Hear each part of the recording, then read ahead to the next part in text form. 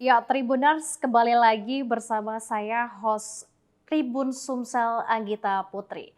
Tribuners dimanapun Anda berada saat ini tentunya sudah memantau media sosial maupun televisi terkait dengan kondisi Indonesia saat ini yang cukup menegangkan dan juga memprihatinkan di mana sejumlah daerah di Indonesia terjadi aksi massa yang awalnya menuntut dan juga menolak tunjangan DPR yang cukup tinggi. Dan pada hari ini kita semua berharap adanya ketegasan dari pemerintah dan juga keadilan untuk masyarakat. Dan kita akan berbincang-bincang terkait dengan kondisi Indonesia pada saat ini tentunya dari perspektif yang berbeda, yakni dari warga negara Indonesia yang saat ini sedang berada di luar negeri. Dan saat ini kita sudah bergabung bersama narasumber saya, Tara Nursalim Paul yang saat ini berada di UK, di London ya Tara ya.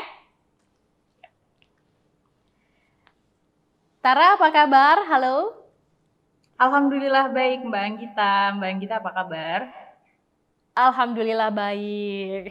Tara, bagaimana cuaca di sana dan bisa diinformasikan nggak ke teman-teman Tribuners saat ini lokasi Tara itu berada di mana dan juga seperti apa kondisi di sana?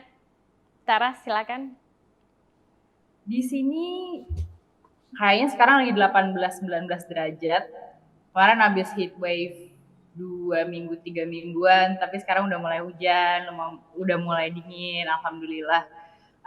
Makanya pakai knitwear karena kemarin-kemarin nggak mungkin karena lumayan panas. Alhamdulillah sekarang udah mulai adem. Walaupun hati saya kurang adem ngelihat apa yang terjadi di Indonesia. Iya. Saya di North London, tepatnya di Palmers Green. Yeah, Zone 3, I think ya, Zone 3 kalau dari Central London. Yeah, this is us. Saya lagi ngobrol sama Mbak Gita dari rumah kebetulan, jadi baru ke office jam 12-an. Oke, Pasti. jadi kalau misalnya ingat sama Tara ini mengingatkan kita semua khususnya warga Palembang terkait dengan tari Gending Sriwijaya yang sudah dibawa ke London. Ya, ya. Alhamdulillah, tahun lalu ya. Iya, jadi kalau misalnya aku memantau dari media sosial Tara ini cukup aktif sekali, gencar untuk meningkatkan budaya Indonesia khususnya budaya Palembang di London, kemudian juga aktif, gencar juga untuk memperjuangkan Palestina, kemudian turut andil juga ya dalam Zero Waste Movement gitu ya Tara ya? Dan saat ini Oh juga iya. lagi aktif-aktifnya menyuarakan kondisi Indonesia pada saat ini. Tapi sebelum kita ngobrol-ngobrol yang agak serius nih Tara, boleh dong Tara perkenalkan diri terlebih dahulu kepada teman-teman Tribuners, reminder lagi panggilan akrabnya siapa, kemudian aktif di organisasi mana dan juga saat ini sudah lagi sibuk apa, tentunya bisa di-sharing juga. Mungkin ada teman-teman kita warga negara Indonesia yang pengen join community di sana, bisa Tara describe dan juga mungkin bisa meng-advise kita semua kalau misalnya teman-teman di Indonesia ataupun teman-teman di Palembang bagaimana sih untuk stay di London sebagai woman Muslim. Silakan Tara. Makasih Mbak Anggita. Bismillah. I'm a bit nervous. Okay. Nama saya Tara Nursalimpo. Dulu banyak yang kenal saya sebagai Tara Nursalim, anaknya Pak Nursalim. Tapi sekarang udah Tara Nursalimpo karena 2 tahun tinggal di London. Saya sebenarnya seorang istri. Selain sebagai seorang town planner, saya town planner dengan fokus social housing. Saya bekerja di apa ya nyebutnya BUMN kalau di Indonesia, jadi government funded charity. Sekarang kerja sangat dekat dengan young people atau anak-anak berusia 16 sampai 17 tahun dan caregivers 18 sampai 25 tahun yang sedang yang dalam resiko homelessness. Jadi saya sangat dekat dengan community planning, career design, dan obviously justice, spatial justice, social justice, all justice. Kemudian saya kayak yang disinggung sama Mbak Anggita juga co-founder dari Kultum. Kultum adalah I would like to say it community interest charity. Itu organisasi belum akan menjadi organisasi yang diregistrasikan di UK, di-run oleh 3 orang Indonesia, yaitu saya dan 2 orang teman saya orang Indonesia, dua-duanya dulu kuliah di Bandung. Kemudian kita ketemu di sini sebagai students di UK, dan memperjuangkan sustainability. Jadi sustainability yang bukan hanya tentang environment, bukan hanya untuk lingkungan hidup, tapi juga untuk built environment, lingkungan binaan, karena saya sebagai planner dan urban designer itu jadi responsibility saya juga. Kemudian juga social sustainability, yaitu kita bahas social inclusion, community engagement, public participation, and all sorts of good things. So di luar itu, again sebagai planner dan praktisioner di bidang tata kota, saya juga commission consultant di Planning Aid for London, di mana memberikan platform lebih, privilege lebih buat saya menyuarakan entah kritik atau praktik dari orang-orang yang terlihat seperti saya, gitu, orang-orang Asian other yang mungkin kebanyakan seringkali tidak tercapture di data di UK. Walaupun kita di mana-mana, walaupun kita frontline workers, walaupun kita akademisi, sayangnya tetap harus disuarakan, dan kalau bukan saya, siapa yang menyuarakannya? Especially untuk bagian infrastruktur, ya. Kemudian dari itu, karena kesempatan-kesempatan yang cukup banyak dan prestisius ini, alhamdulillah, Kultum juga menjadi salah satu organisasi community group yang punya andil besar di planning di London dan di UK. Baru-baru ini Kultum punya app, namanya Jalan as in walking. Kita mengaudit infrastruktur di London, di UK nantinya, insya Allah, dari sudut pandang orang-orang seperti kita, gitu, orang seperti saya, orang-orang yang adalah Asian other, orang-orang yang adalah frontline workers, yang punya banyak limit, termasuk language barriers, dan tetap harus punya kemerdekaan untuk bisa jalan menggunakan public realm, public spaces, merasa aman, merasa nyaman, berada di ruang publik, dan alhamdulillah itu sudah menjadi bagian dari satu programnya Mayor of London, namanya Towards a Future London, dan saya adalah salah satu kontributornya. Udah submit 2 bulan lalu. Luar biasa loh, aktif banget loh. Inshallah. Well, I'm just doing what I have to do. So that's it really. Saya bukan orang yang bisa bicara banyak tentang politik atau HAM atau hukum. Walaupun sebagai town planner dari University of Glasgow, kami bagian dari social and political science, tapi lebih banyak spatial justice, lebih banyak community infrastructure, jadi built environment and environments. But what can it, what implications that matters for the people, for the users, for the human beings, for each other, gitu. Jadi, wow. Luar biasa ya. Iya, Tara, sebelum kita memulai obrolan kita yang terkait dengan kondisi Indonesia pada saat ini, mungkin Tara kan sudah memantau mungkin dari media sosial dan kita akan berbincang-bincang dan saya akan sedikit tanyakan kepada Tara seperti apa sih sebagai warga negara Indonesia yang ada di London melihat Indonesia pada saat ini seberapa kecewa dan seberapa sedih sih Tara melihat dari kota nan jauh di sana. Kemudian juga mungkin Tara bisa sedikit menceritakan apakah media di sana cukup meng-highlight case kita di Indonesia saat ini. Silakan Tara. Terima kasih Mbak Gita. Ini akan sulit sekali buat saya karena sulit dalam artian personally saya sangat resah gitu. Resah karena saya mikirin keluarga, teman-teman yang ada di Indonesia, apakah mereka terkena imbasnya secara keamanan gitu.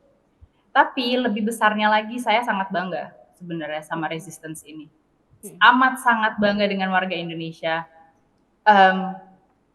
Amat sangat bangga dengan orang-orang yang bikin hashtag warga jaga warga, riset Indonesia, orang-orang yang bicara tentang bagaimana cara menyalurkan donasi, bagaimana cara misalnya mendapatkan konseling gratis, kemudian pengawalan hukum dan lain sebagainya. Ini solid banget. Dan bahkan setelah banyaknya korban jiwa dan apapun yang terjadi, entah adanya oknum, adanya hoax dan segala macam itu, tapi the real resistance, the real demands, it really work. This is what it should look like. Dan sayangnya di UK sendiri, di negara yang harusnya sangat demokratis, sangat merdeka, punya kemerdekaan dalam freedom of speech, belum tentu bisa melakukan apa yang warga Indonesia lakukan. Saya lebih menyoroti atau meng-highlight bagian-bagian di mana orang-orang, baik yang seperti saya di luar negeri atau yang di Indonesia, yang ada di paling nggak ada di followers dan following saya, adalah orang-orang yang semuanya nge-share hal-hal yang sama. Kebanyakan positive news-nya adalah kita semua saling bantu. We only have each other. We want to keep each other safe. We want to be able to do this together, resist this together. Dan pastinya sebagai orang yang ada di luar negeri, kita harus fact check dengan apa yang sebenarnya terjadi. Bantuan dari social media itu sangat banyak dan kita juga harus bisa sangat memilah-milah. Tapi di saat bersamaan lebih banyak good news mengenai bagaimana resistance ini harus kita kawal. Apalagi untuk orang-orang yang punya privilege untuk mengawalnya, orang-orang punya privilege untuk membantu dengan memberi donasi, memberi bantuan kepada demonstran, kepada mahasiswa yang sebenarnya melakukan ini dengan sangat damai, melakukan aksi ini dengan sangat damai, dengan tuntutan yang sangat masuk akal dan menurut saya sangat kritis, sangat produktif gitu loh. Karena don't get me started with resistance di sini. Banyak hal-hal yang mereka protes menurut saya nggak masuk akal. Tapi untuk di Indonesia 17+8 itu sangat masuk akal. Sangat produktif, sangat masuk akal, sangat harus kita kawal. Bahkan dari jauh pun saya setiap hari nanya sama teman-teman, sama keluarga, what can I do? Apa yang bisa saya bantu untuk kita terus kawal ini sampai aspirasi ini didengar dan sampai wakil rakyat kita betul-betul melakukan fungsinya, betul-betul mendengarkan rakyat, benar-benar I'm a bit struggling with this. Serve rakyat, membantu apa yang harus dibantu, menyelesaikan apa yang harus diselesaikan, memperbaiki apa yang harus diperbaiki. Jadi ya, itu pertanyaan saya setiap hari. Selain memang juga, well-being check, kayak are you okay in Indonesia? Are my family members okay? Are my friends okay? Karena again, dengan apa semua yang menurut saya banyak bangganya, dengan warga Indonesia yang mengaspirasikan suaranya dan dengan dukungan-dukungan warga lainnya, saya tetap nggak bisa saya nggak bisa biasa aja melihat banyak ada beberapa korban jiwa yang sudah hilang gitu, dan orang-orang yang sudah hilang nyawanya juga adalah orang-orang yang sama seperti kita, sama seperti kebanyakan dari warga Indonesia. Saya nggak bisa bilang sama seperti saya karena apa yang mereka kerjakan jauh lebih sulit dari saya. Tanggung jawab mereka lebih besar daripada saya. Dan I don't know, I started to mumble now, but yeah. Tapi kalau bisa Yeah. di-compare ya, bagaimana warga negara Indonesia yang ada di London itu cukup perhatian banget sama kondisi Indonesia pada saat ini. Artinya kan sangat disayangkan ya Tara ya, kalau misalnya ada pemuda yang sudah di Indonesia tapi dia apatis dan dia bahkan tidak peduli gitu dengan kondisi negaranya. Kalau menurut Tara kalau bisa pulang-pulang nih gue gitu ya Tara ya.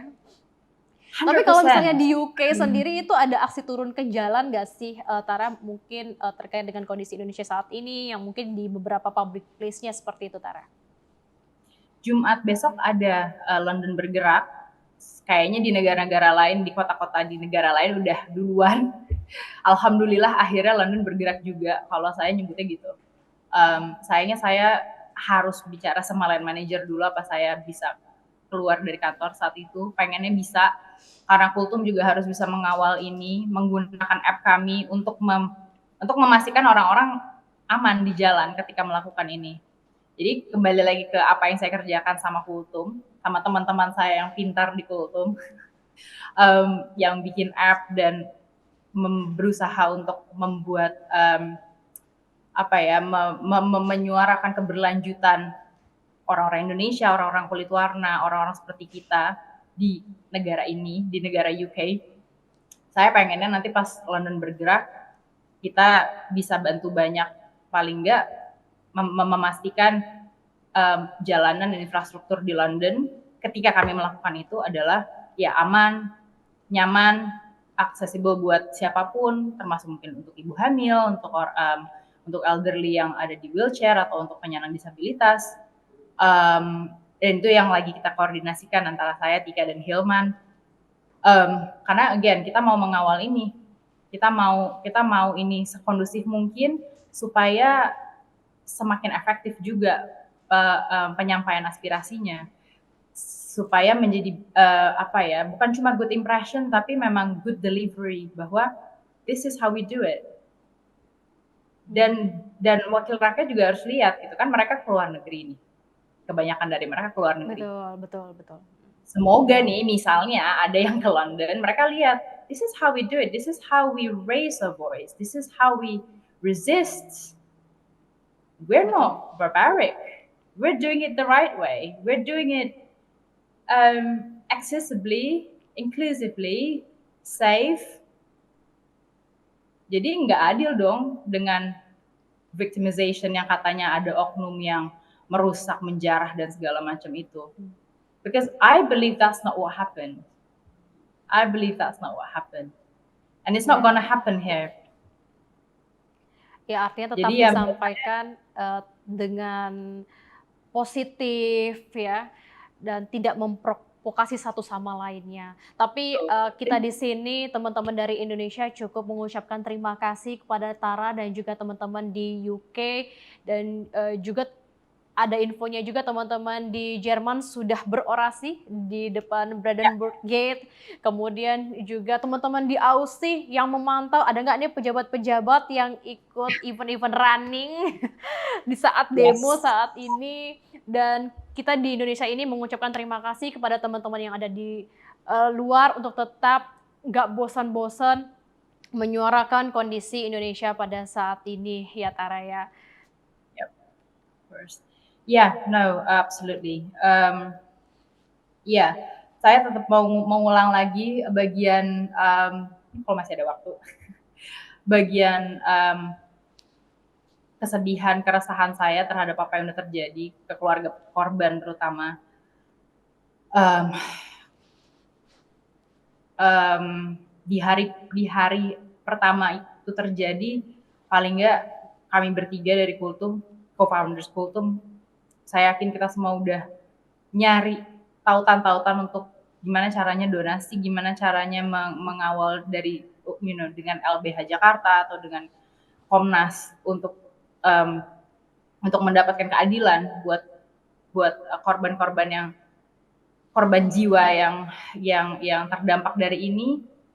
Kita banyak baca, kita banyak lihat apakah ini bentuk dari viktimisasi, apakah ini bentuk dari kekerasan, dan ini juga adalah demand yang menurut saya sangat masuk akal, demand yang warga mau tuntut keadilannya untuk sesama warga. Karena ini bisa terjadi di sepupu saya yang masih kuliah di Bandung. Ini bisa terjadi untuk bapak saya yang kerja di jalan, karena beliau memang bikin jalan. Ini bisa terjadi di ibu saya yang adalah relawan untuk relawan HAM di Palembang dan di Indonesia. Ini bisa terjadi siapa aja gitu. Bahkan di sini pun pagi ini satu hal yang saya bilang sama orang tua saya, I'm not gonna put yourselves in danger. But if this means that I put myself in danger by speaking up, I don't know what to say. Mudah-mudahan enggak, karena menurut saya enggak mengetek siapapun, saya enggak menyebutkan hal-hal yang saya tidak pahami. Tapi yang jelas tuntutan pertama di 17+8 adalah keadilan. Dan itu juga bagian dari ideologi kita, Pancasila. Yang saya nggak akan pernah lupain.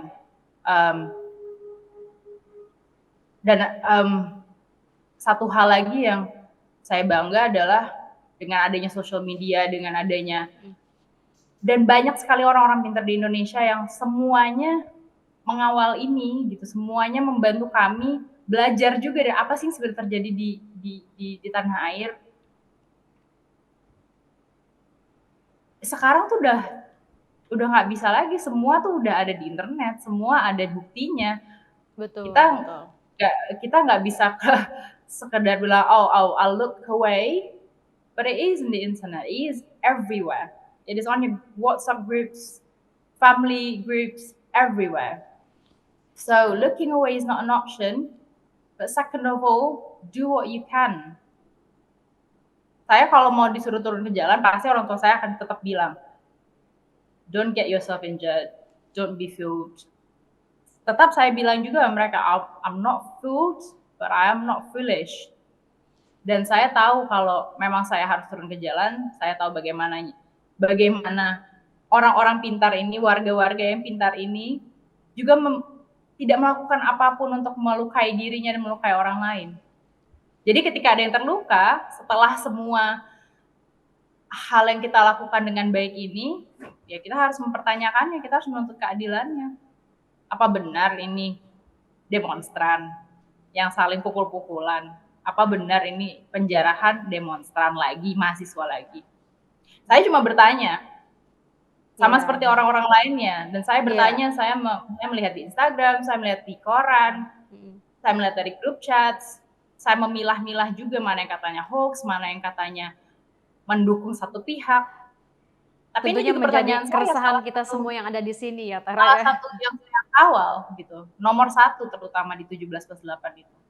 Benar-benar. Tapi kalau misalnya mau meng-compare sepengetahuan Tara, kalau misalnya di London itu kita berbicara House of Commons-nya ya, di sana itu apakah seperti di sini Tara misalnya punya rumah sendiri, dianggap pejabat tinggi, atau seperti apa DPR yang ada di UK itu, Tara? Thank you. Saya senang banget Mbak Anggita nanya ini karena again, saya kerja di BUMN dan saya tahu betul mereka-mereka itu. Sayangnya di semua, saya yakin mungkin di semua negara, tapi paling nggak di UK itu sama aja, Mbak. Oke. Sama aja. So it captures everything when I said sama aja, karena Dan again, kenapa saya bilang saya bangga? Karena di Indonesia, tuntutan yang kita bikin ini, kita semua, we are on the same page about this. We want to audit their bank account, we want to audit their houses, their belongings. Sayangnya di sini, kadang-kadang kalau kita mau protes atau mau demo, orang-orangnya bahkan nggak sekritis di Indonesia yang sampai bikin 17+8 demands. Oke.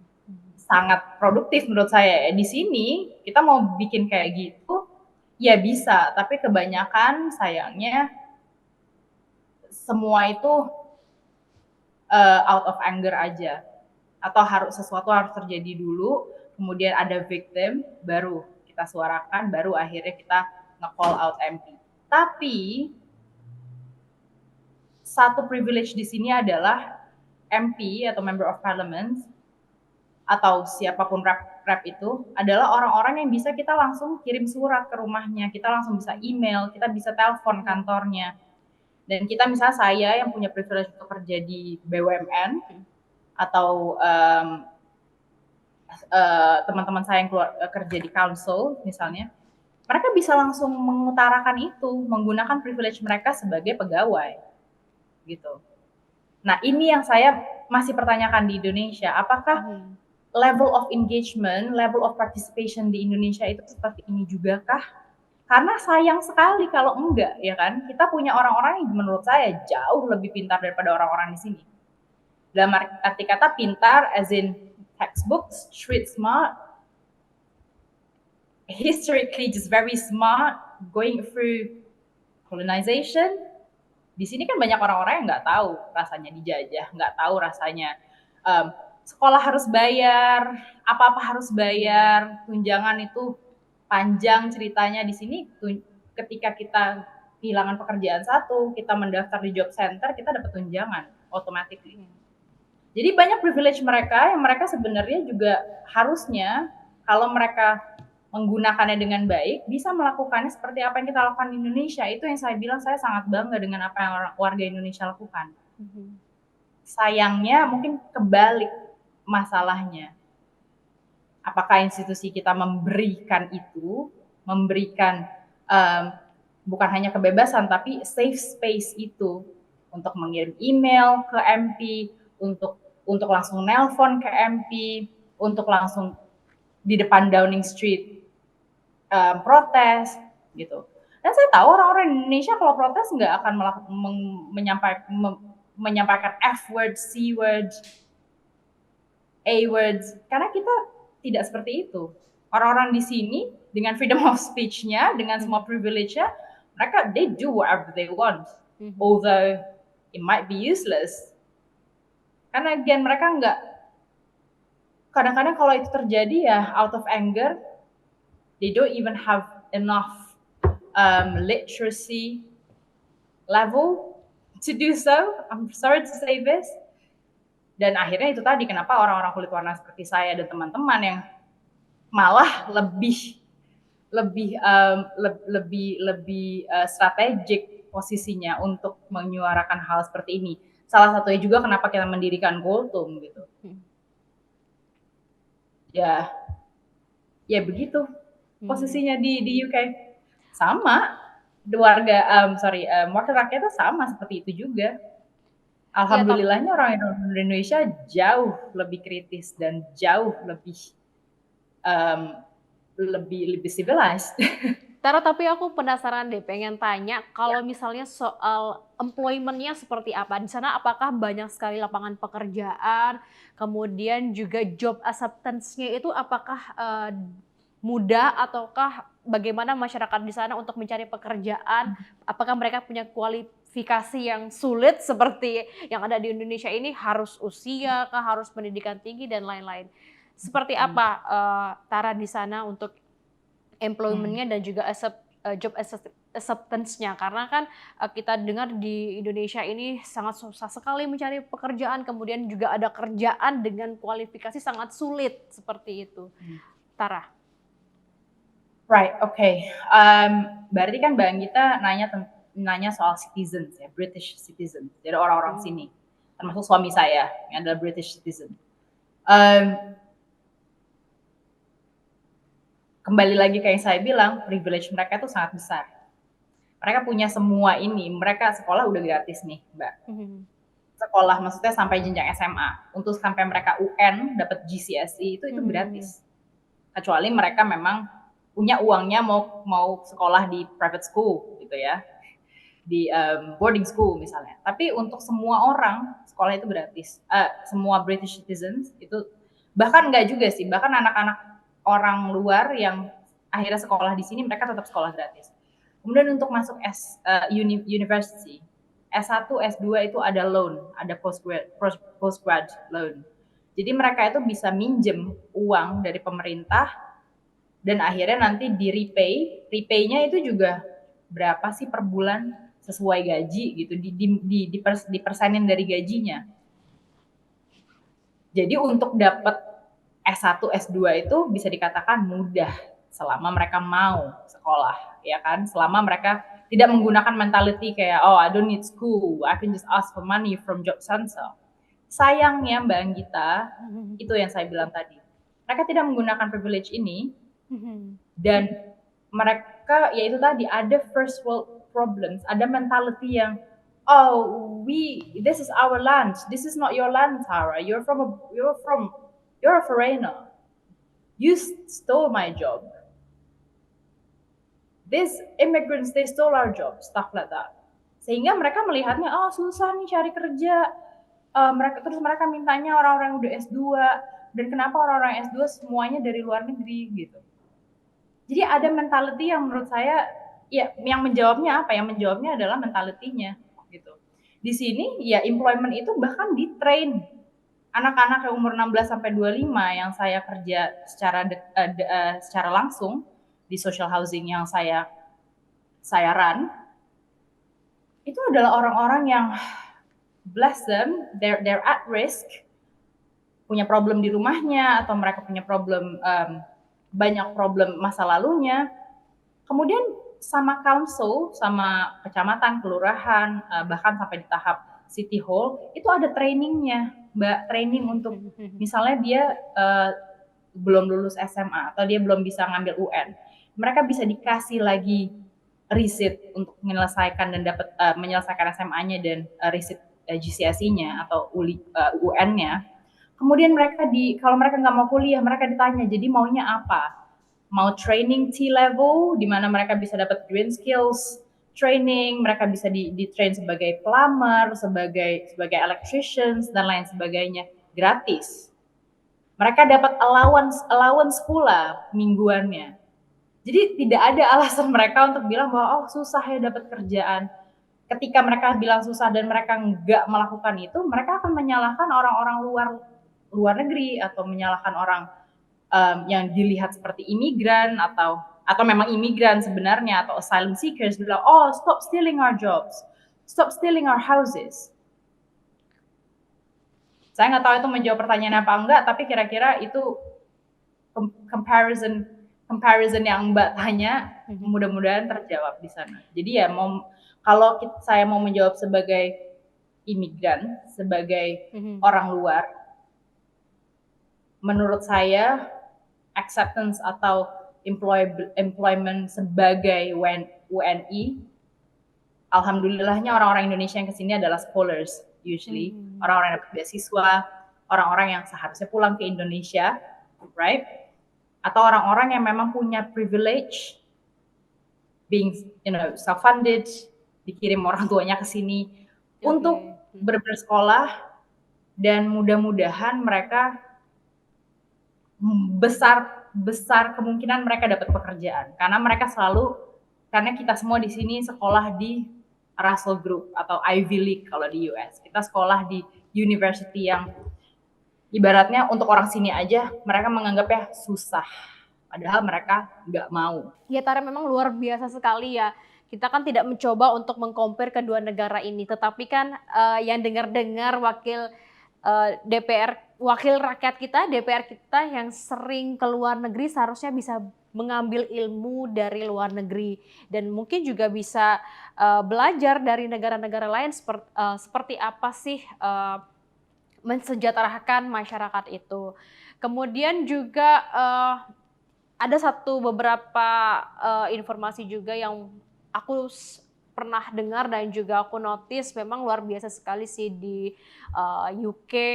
Katanya pernah untuk soal aparatusnya itu pernah Mhm. me-layoff 600 aparat karena tidak bekerja secara profesional. Kemudian juga di UK ini katanya juga ada 18 university yang jurusannya itu adalah jurusan kepolisian, yang artinya memang ilmu-ilmu seperti ini seharusnya bisa diadopsi oleh Indonesia, bahwasanya untuk menjadi aparatur itu harus di-pressure terkait dengan akademisinya, harus seorang ahli, harus seorang profesional, seperti itu. Tapi dari semua yang terjadi sepekan terakhir ini, Tara, apa sih Ya. yang paling membuat Tara geram? Apakah government-nya ataukah aparaturnya? Kemudian bagaimana House of Commons-nya? Lalu siapa nih yang paling membuat Tara geram dari anggota DPR mungkin? Kemudian apakah dari sisi penjarahannya? Silakan Tara. Balik lagi ke 17+8 ya, Mbak Gita. Yang saya baca setiap hari, tiap bangun pagi, termasuk suami saya pun baca, karena kan udah banyak English translations-nya.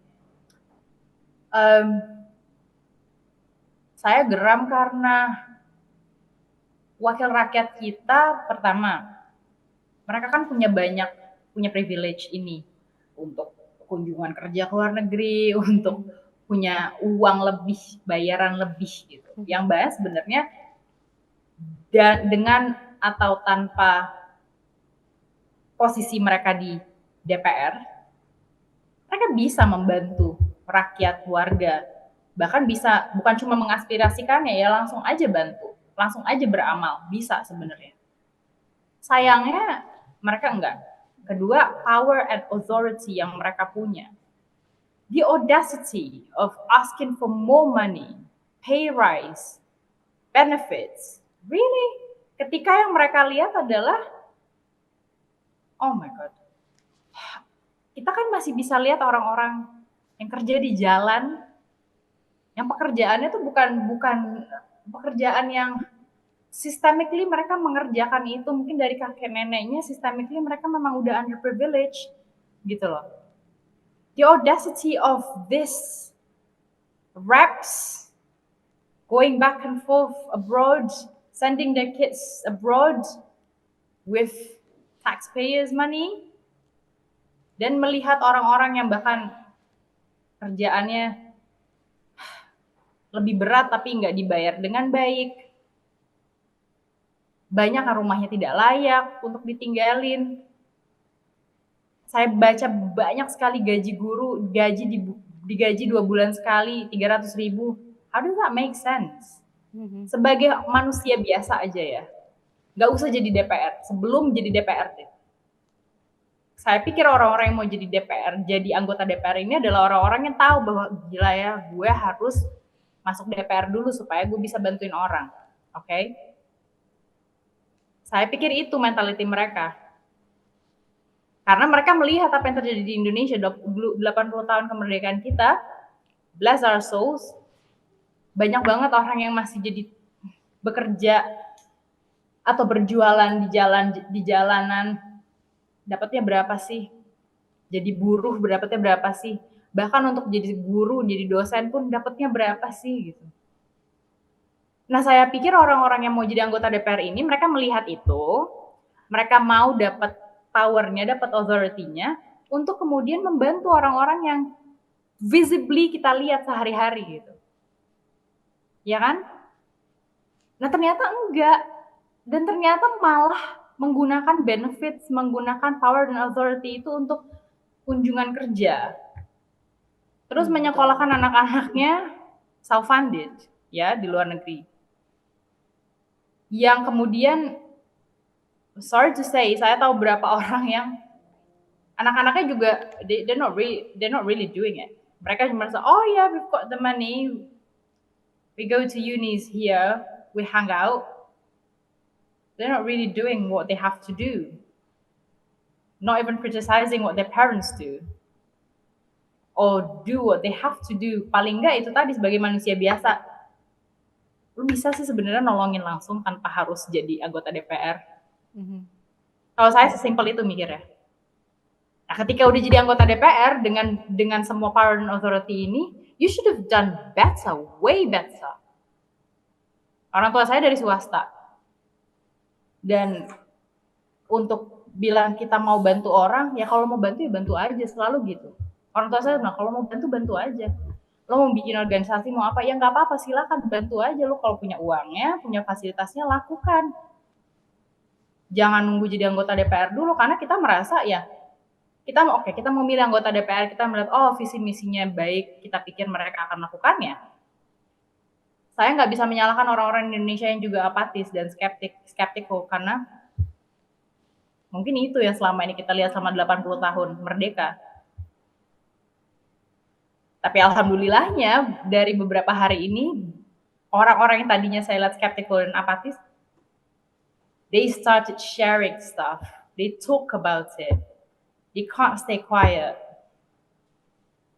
And that is the power. Berarti apa? Berarti sekarang semuanya udah setuju kan? Mungkin selama ini diam karena belum mengefek mereka. Dulu juga mungkin saya ngerasa, mungkin ketika saya masih di Indonesia, masih jadi anaknya mama papa, oh, doesn't affect me. I still go to school anyway. I can eat, I can go home, decent sleep at night. Tapi ketika saya ke UK, banyak sekali yang saya pelajari di sini, juga saya warga kelas 2. Saya nggak punya paspor UK. Saya harus cari kerja ketika COVID, jauh sebelum saya menikah. Dan akhirnya saya tahu, oh gini loh rasanya. Jadi warga. Jadi artinya orang yang harus tuntutan kita selama ini bagaikan masih seperti the tip of iceberg ya, Tara ya, masih banyak lagi tentunya keluhan-keluhan yang kita punya seperti itu, suara-suara rakyat untuk government kita. Kemudian Tara, terakhir nih, apa sih sebenarnya harapan Tara sebagai warga negara Indonesia yang ada di sana melihat kondisi Indonesia saat ini, dan juga harapannya untuk pemuda-pemuda yang mungkin masih apatis di Indonesia ini, seperti apa Tara? Harapan Tara?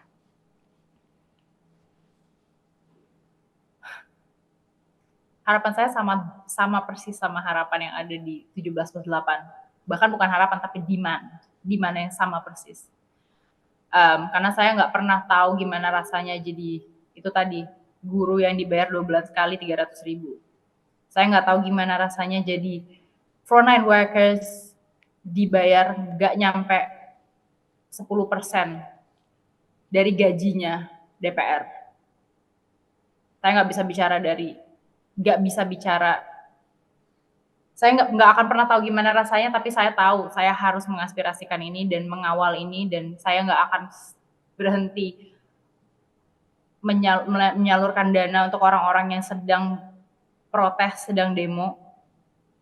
Saya akan terus nge-share all the positive vibes, bagaimana orang-orang di jalanan saling bantu, saling ngasih makan, saling bersihin public spaces, bersihin jalan.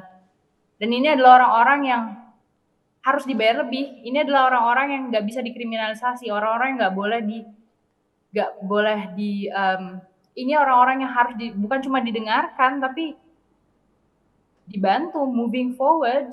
Anggota DPR benar-benar harus menyoroti orang-orang tersebut, harus terjun langsung melihat apa yang mereka rasakan. Sekarang memang kita ngerti orang-orang privilege seperti anggota DPR, mereka nggak tahu gimana rasanya. Seperti yang saya bilang, mungkin saya juga nggak akan pernah tahu gimana rasanya. Tapi bukankah sebagai wakil rakyat, kalian harus merasakan. Itu kenapa di negara seperti UK, public participation, community engagement itu bukan cuma box ticking exercise. Saya kerja di BUMN, sampai jam 9 malam saya harus engage sama anak-anak 16, 17, 18 tahun yang keluar dari rumahnya karena berbagai macam masalah. Karena abuse, karena drugs abuse, karena trafficking. Saya pegawai BUMN. pegawai BUMN di Indonesia seperti itu kah? Dan saya sebagai pegawai BUMN, saya harus juga bekerja dengan para MP, dengan para kedinasan. Kemudian saya harus mengcapture semua data dan delivery kami setiap engagement, setiap public participation. Kenapa? Karena ini tentang mereka, karena ini tentang warga, tentang rumah mereka, tentang jalanan mereka, tentang hak-hak mereka, tentang gaji mereka. Pernah nggak bentuk partisipasi publik itu yang dilakukan oleh DPR, MPR, atau bahkan camat, lurah, wali kota, bupati? Dilakukan nggak hal-hal itu? Saya nggak bilang praktisis yang saya lakukan itu sudah 100%. Teman-teman saya yang kerja di BUMN, kami selalu ngobrol gitu. Dan mereka selalu bilang, gila lu Tar, ngapain lu kerja jam 9 malam untuk memperjuangkan anak-anak muda ini punya rumah dan bisa bekerja setelah apa yang terjadi di masa lalunya. Well, this is my goal. Oke, thank you banget Tara, thank you so much. Dan sampaikan terima kasih kita juga yang ada di Indonesia ini sama teman-teman warga negara Indonesia yang ada di sana. Jangan pernah bosan untuk terus menyuarakan aspirasi masyarakat, bantu kita di sini agar aspirasi kita ini, masalah kita ini kalau bisa harus mendunia, Tara. Jadi kita udah dapat advice-nya dari Tara dan juga kita sudah dapat konklusinya bahwasanya Tribuners memang suara Tara ini adalah suara kita semua, suara rakyat. Marah saja ini tidak cukup, tapi kita juga harus mengimplementasi dukungan-dukungan itu dalam bentuk apa. Seperti yang sudah aku underline dari kata-kata Tara bahwasanya kita juga marah boleh, tapi tetap positif, tidak memprovokasi.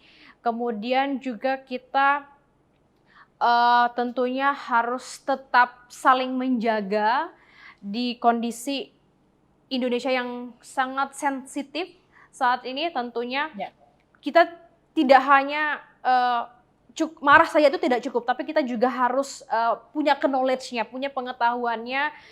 Ada apa sih sebenarnya di Indonesia saat ini dan juga apa dampaknya untuk kita, seperti itu. Jadi menurut Tara tadi, teman-teman Tribuners, bahwasanya perjuangan kita untuk repost di media sosial aja itu udah besar banget dampaknya. Mengajak teman-teman yang lain juga untuk aktif menyuarakan aspirasi kita untuk menarik ketegasan pemerintah dan juga memberikan keadilan tentunya bagi masyarakat.